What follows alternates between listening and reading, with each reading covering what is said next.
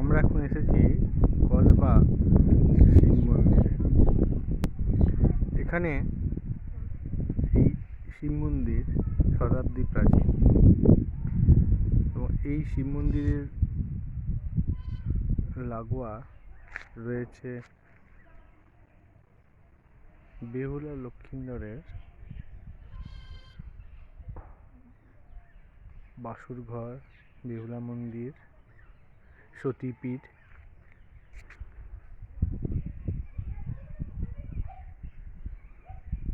খুবই শান্ত নিরিবিলি এই জায়গাটি পশ্চিম বর্ধমান জেলার গলসি 1 ব্লকের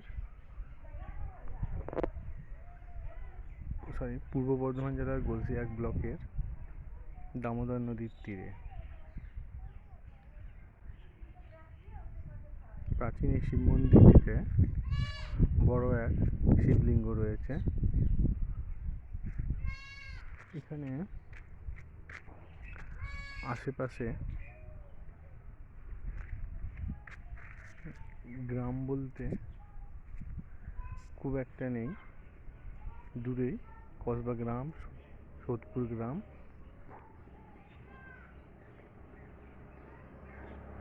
খুবই নিরিবিলি জায়গায় রয়েছে।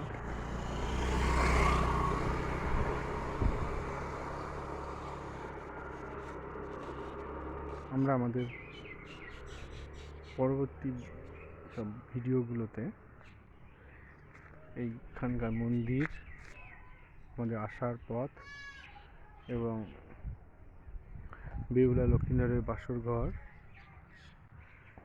ও সতীপীঠ দেখাবো।